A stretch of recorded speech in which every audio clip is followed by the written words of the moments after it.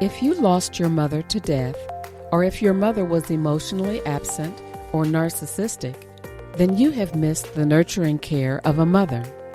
As we'll explore in this podcast, Nurturing Words, Voices of Experience, being a motherless daughter means being a part of a club that no one wants to be in. The good news is, while you are unique, you are not alone. What if we told you Motherless Daughters Ministry has 20 years worth of pearls of wisdom to help you on your mother loss journey? It's true. And we are sharing all of these pearls with you through this very podcast, Nurturing Words, Voices of Experience, sponsored lovingly by Motherless Daughters Ministry. Welcome to Nurturing Words, Voices of Experience. This is your host, Gladys Bell, and today, we're so excited to introduce to you a special guest.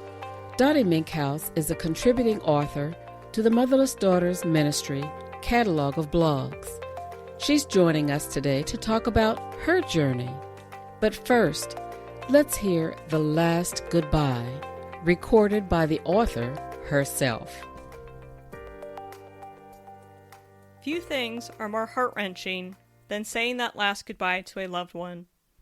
My last goodbye to my mother happened when I was 16. The day was a Monday. I visited her in hospice that evening. I expected my mother to be awake and talking, but I found her in a coma, struggling to breathe. I stood there frozen, surrounded by my relatives, staring in disbelief at what had become of my mother. A relative gently said to me, "You need to tell her you love her and that it's okay for her to go. She is waiting for you." I remember thinking, how can I tell my mother it is okay to go? It is not okay for her to go. She can't leave me now.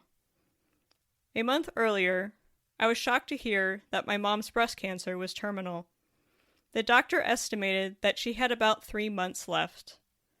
During that time, I tried thinking of all the things I would need to know from my mother. Memories, thoughts, advice on any future thing I might want to know. She was going to write it all down in a journal for me, but there wasn't time. The 3-month estimation was wrong. Months quickly turned into weeks. My mom became so weak that she could no longer write. Dad rushed to purchase a memory book so that visitors could read questions and write down Mom's answers. My mother also dictated letters for me to open at the major milestones of my life: 18th birthday, high school and college graduations, and wedding. I stood at my mom's bedside, thinking of all the things I still wanted to know. The memory book wasn't finished yet. Pages of questions still unanswered. How does a 16-year-old tell her mother that it is okay to die? I still needed my mother. I didn't know what to say or do, so I repeated what my relative said. "I love you, Mom. It's okay for you to go." I'm not sure I even held her hand when I said it. 14 years later, when I was 30, I was in a similar situation with my grandmother. We weren't sure that she would make it through the night. My aunt suggested we say our goodbyes. This time, I knew what to do. I held my grandmother's hand and leaned in close so that she could hear me. I told her that I loved her, that she was the best Nana. I told her how much I enjoyed our Scrabble games, and how I was sorry we didn't play one last time. I told her I loved watching baseball games with her, our White Castle and cheese coney dinners, and our family history talks. I told her it was okay to go, that I would be okay. I reminded her that she would see her baseball buddy again, my mom, whom she missed so much. Why are these two goodbyes so different? The age and stage of development. The human brain isn't fully developed until age 25. An adolescent cannot cognitively comprehend the loss of a mother, nor do they have the emotional maturity to deal with it.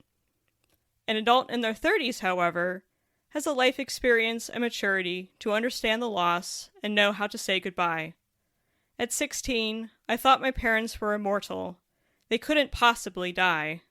But yes, even my mom wasn't immune to death. By 30, I understood the fragility of life and that I, too, will die someday. I am not invincible. I wish I could have given my mother the last goodbye that she deserved.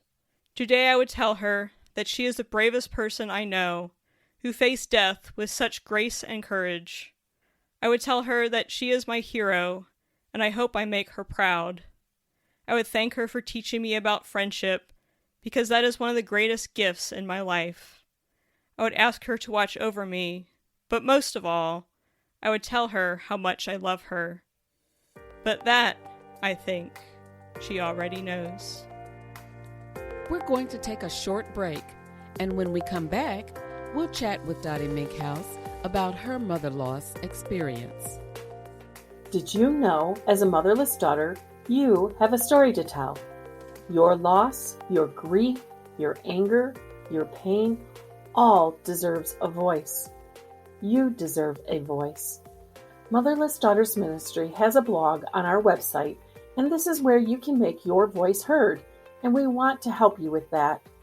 You can write under a pseudonym, remain anonymous, or use your real name, whatever you are most comfortable with.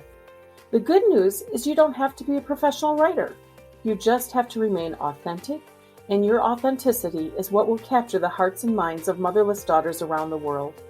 Not sure what to write about or where to begin? Check out our blog on our website to get started. Just visit motherlessdaughtersministry.com and click blog on the top menu bar. We're so pleased to have Dottie Menkhaus with us today to talk about her mother loss journey. Welcome to Nurturing Words, Voices of Experience, Dottie. Thank you for having me, Gladys. You know, we just heard your blog, which was written about 1 year ago. Can you tell us a little bit about your mother loss story? Well, when I was 16, I'm 34 right now, and my mother passed away from breast cancer when I was 16.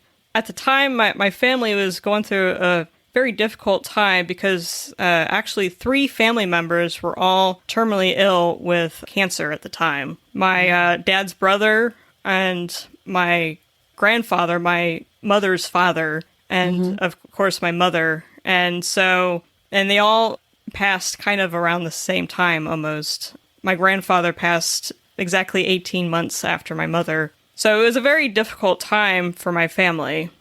You know, my mother passed when I was 16, and, I've just been dealing with it since then as best I can. So we're not just talking about one loss here. We're talking about compounded losses in the family, which makes it more difficult. Exactly, and more difficult to get support as well because, everyone's dealing with their own grief with, the loss of my mother, but also my dad dealing with the grief of the loss of, his wife, and then his brother a few months later, and then, my grandmother's loss of her daughter, and then, her husband, soon after that. So there was a lot of grief going on in the family during that time. Support is really an important factor in dealing with grief. One of our readers posted a question about your blog, and what she said was, who became your caretaker after your mother died? You were 16, and she asked, who stepped in to fill what she called a mother gap? Well, of course, my father was there as a caretaker, but, I don't think he really knew what to do with a teenage girl, I think it was just difficult with him just dealing with his grief and then just not really knowing, what to do. But, as I said, the family was struggling, with the grief at the time, but, who really stepped up during that time period was my mom's friend, Jean.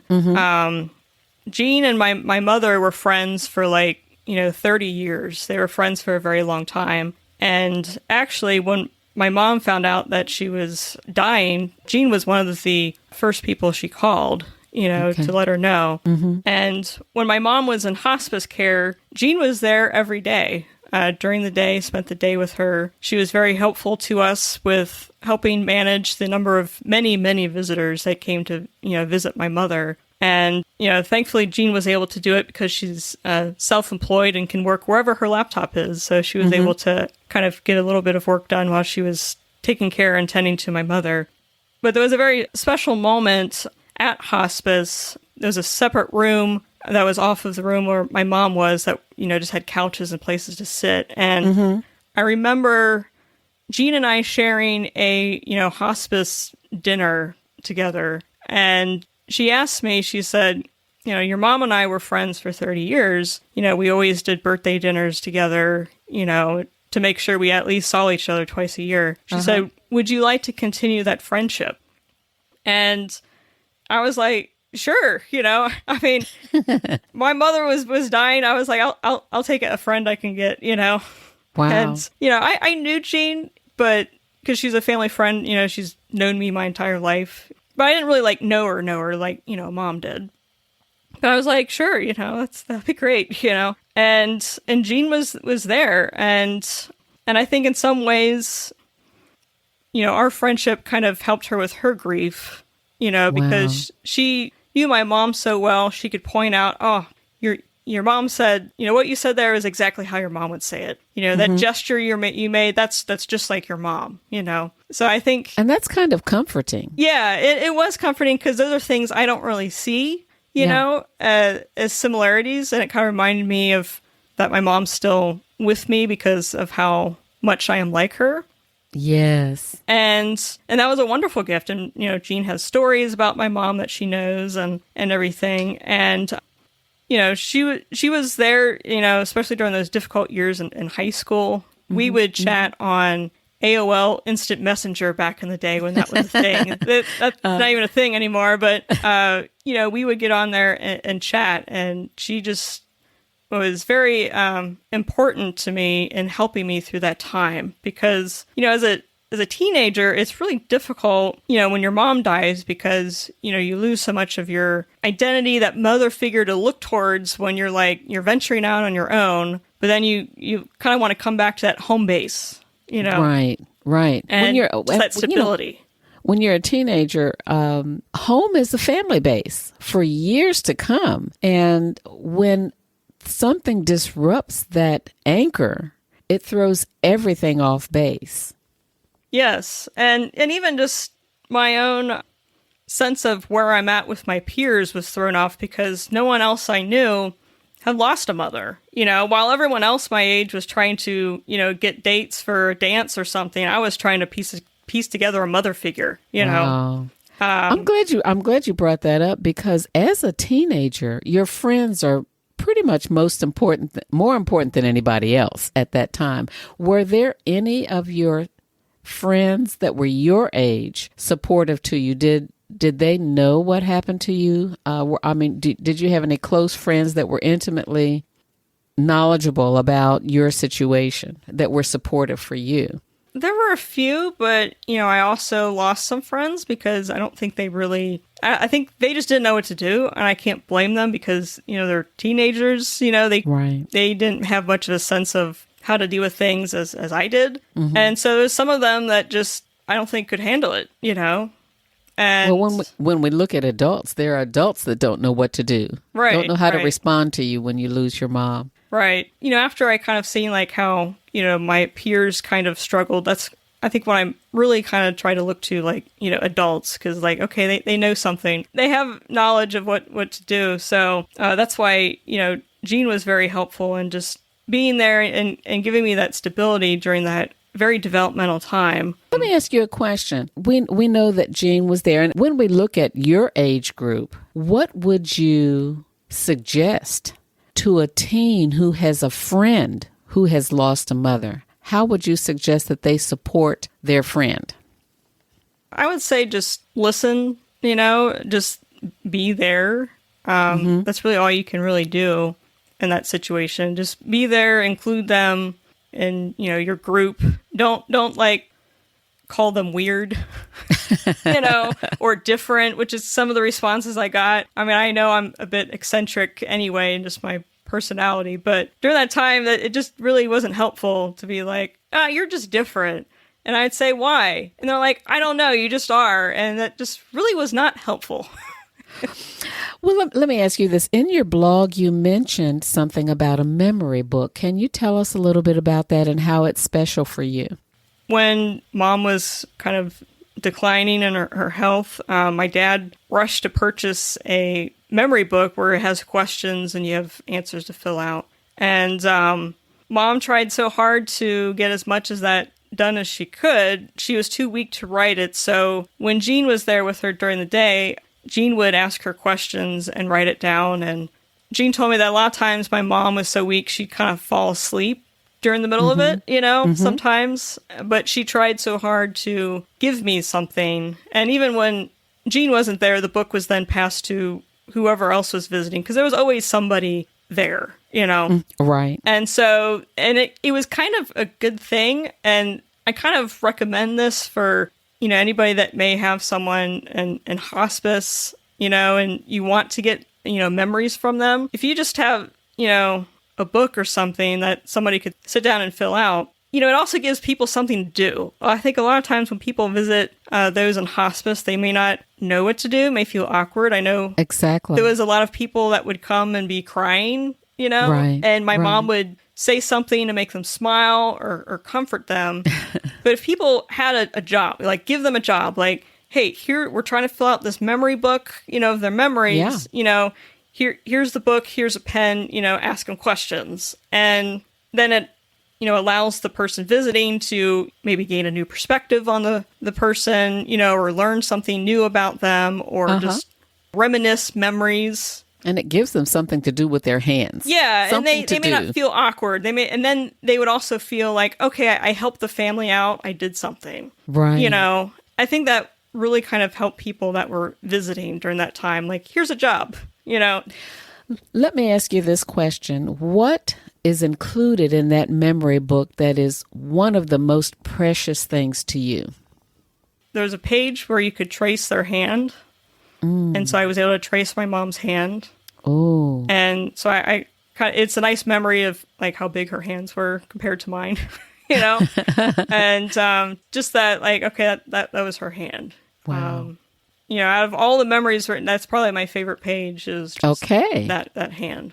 Now, as a teenager, it was very fortunate that you had one of your mother's best friends to support you. I know there had to be other folks. So who else served as a support for you during that time? Well, I always had my mother's mother, my Nana, I called her. Mm-hmm. I liked to go over there and play Scrabble with her, and we enjoyed White Castles. I was the only one in the family that liked White Castles like she did, and cheese conies and stuff. And we would talk about family history.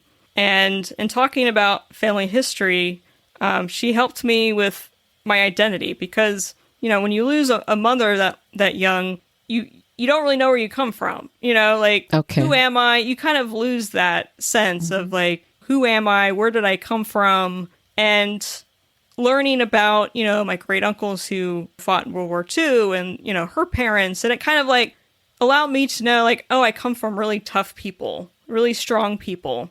Mm-hmm. And it sort of kind of inspired me, like, hey, I can be tough just like them. They went through really, really hard times too. Mm-hmm. And, everything turned out okay.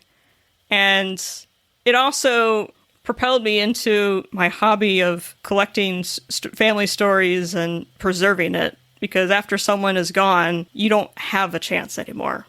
That's so very true. And genealogy is so popular right now. And to be able to have those stories and collect stories, it's a gift for you, and it's also a gift for the rest of the family.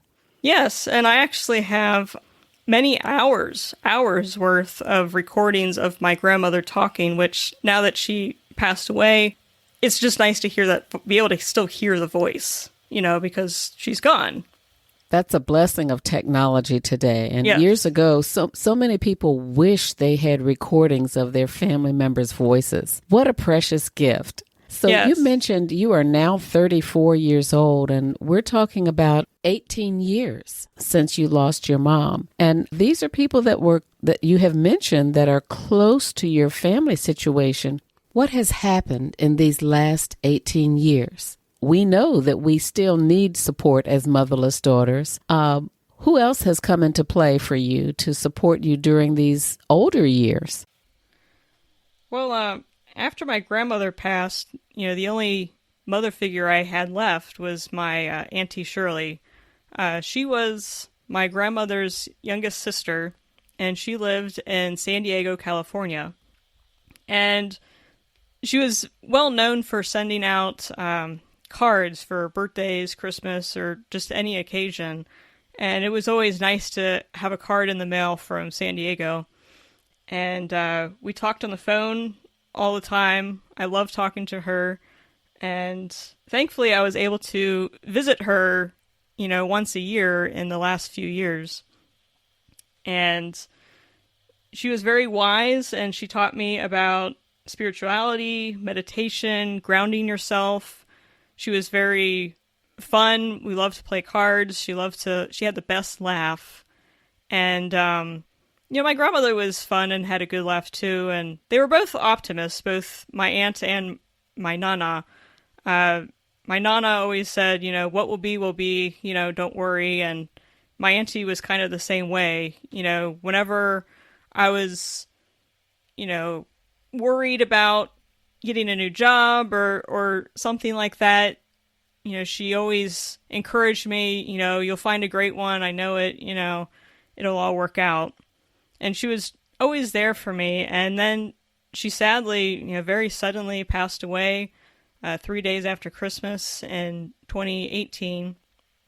And I remember, talking on the phone with my uncle, and he told me, Cheryl loved you. He said, you were the daughter she never had.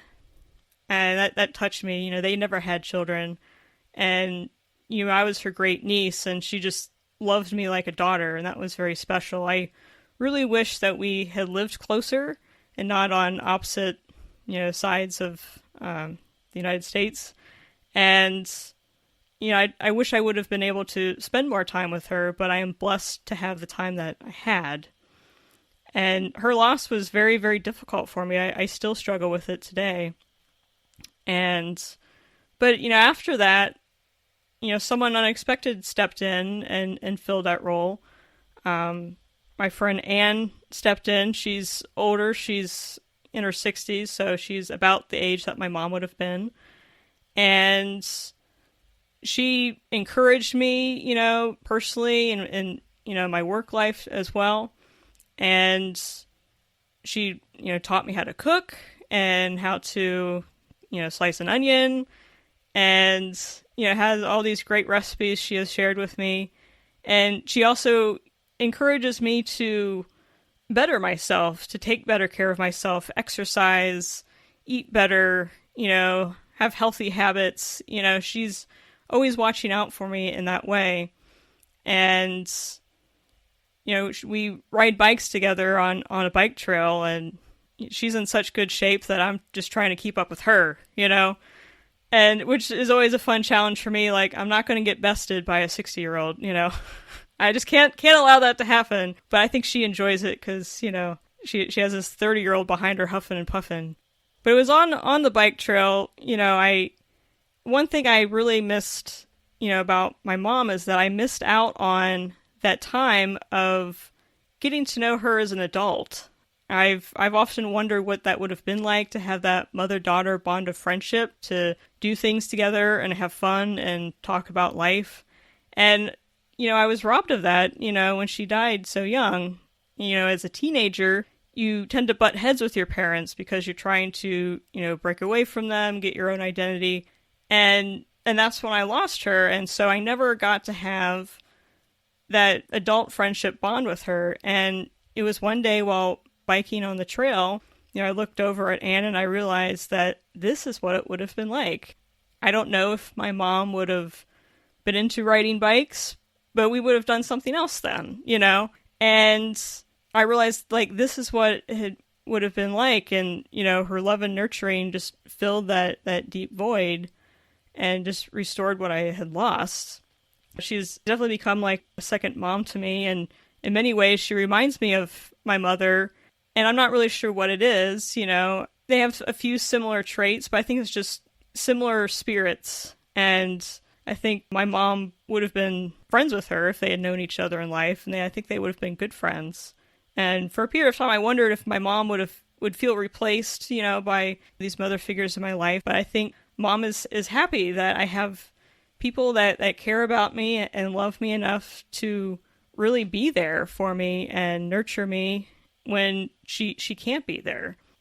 Yeah, I mean, it's been really great. And, I think about it, we tend to mirror our mothers a lot. There's many things that is said that, we do things because our mother did it that way, whether it be in the kitchen or just, anything else. Well, why do you do that? Well, that's because mom did it this way. And these mother figures in my life, I tend to mirror them. And in another blog that I wrote, I write, as you navigate through life, your influence radiates from your spirit, like ripples from a stone tossed into a pond.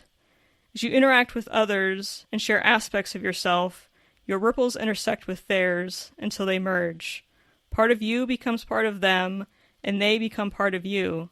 Some people create bigger ripples than others, ripples that shape the essence of our being. And I truly believe that these mother figures in my life have become part of me.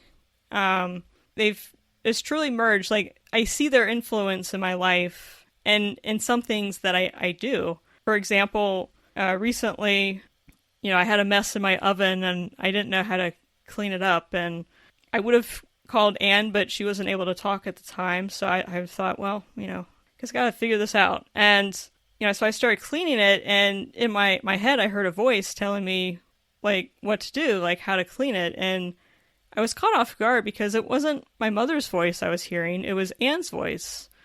And it made me cry for two reasons. One, that it wasn't my mom's voice because she never was able to teach me how to clean an oven. She never had that chance. And then I cried because it was Anne's voice, and I realized just how much she's become part of me, that she's there guiding me, even though she's not physically there telling me what to do, And it just really kind of struck me like, wow, these mother figures in my life have really become part of me. And that even when they're all gone, part of them will always live on through me, just like my mother lives on through me.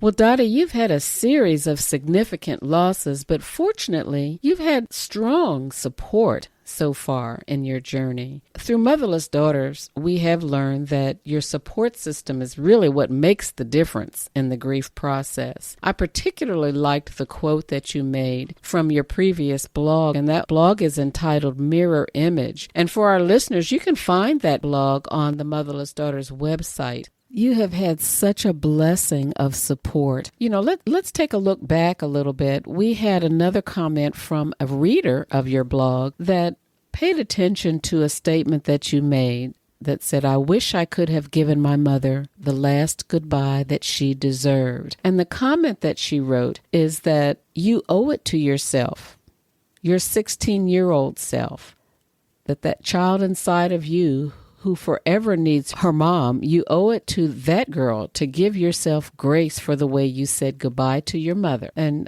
she mentions the quote and says, your mother received a goodbye from her little girl. That's what she deserved, and you gave her that. She also mentions that the concept of grace and allowing you grace for yourself. She asked the question, can you see yourself allowing some grace for yourself?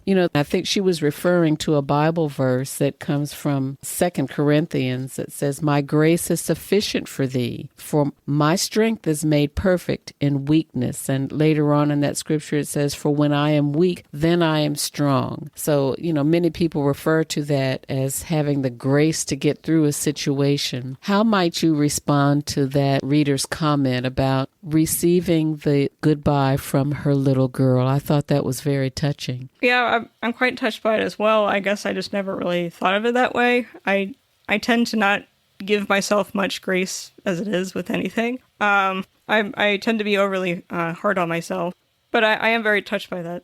It's comforting to me to think that in that moment, even though I really didn't say much, that what little I did say was a comfort to her in that moment. It was enough that she just wanted to hear my voice one last time, and it was enough for me to just tell her that I loved her and that it was okay to go.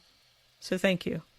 And that's very special, the thought that as children we grieve differently than we do as adults. And you've brought that out so well in the interview today. Your understanding of grief as an adult is different, and your treatment of grief when your grandmother died, you handled that a lot differently, as you brought out in the blog. And I don't remember, how long after your grandmother did your aunt pass away? It was a year, about a year. So each time one of those losses came into your life, did that surface anything about your mother's loss?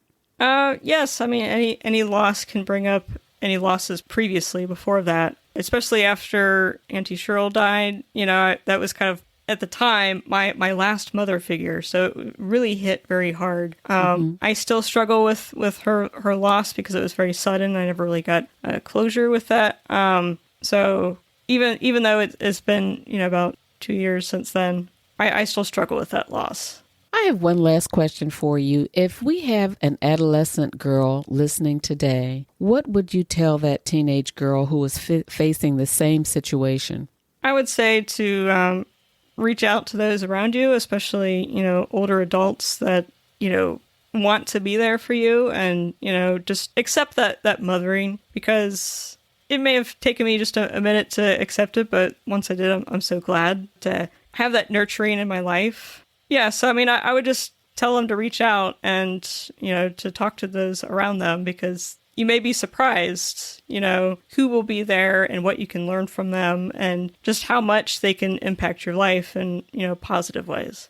And, I also want to add that, even though I've gone through a lot of difficult things, I feel, like the most blessed person in the world, because I had a wonderful, wonderful mom, but I have been able to get to know the other special women in my life, like Jean, my Nana, Auntie Cheryl, and Anne, at a level I may not have gotten to know them before. Love and friendship is really what has healed me and has given me peace about the loss of my mother. I think if I didn't have these women in my life, my dear friends, I think I would really be in a tough place. They have really, in a way, saved me and have given me so much peace. And I know that my mother is really happy that they are here, and she is just sitting in the best seat in the house, as she always said. She always said, I will be there to see everything, and I will have the best seat in the house. And so I know that she is up there, and she is smiling on me and is happy with who I have become and my friends. Well, Dottie, you've had quite the journey. The women in your life have given you a wonderful foundation for peace for the journey ahead. Thank you so much for being with us today. Thank you. You've been listening to a conversation with Dottie Menkhaus, contributing author to the Motherless Daughters Ministry catalog of blogs. You can find more of her blogs on our website page at www.motherlessdaughtersministry.com. And thank all of you for spending your time with us here at Motherless Daughters Ministry. This podcast, Nurturing Words, Voices of Experience, was created by Motherless Daughters for Motherless Daughters, and it means so much that you're listening today. We want to have you back with us again and again, so don't forget to hit the subscribe or follow button so you never miss an episode. Have a blessed week.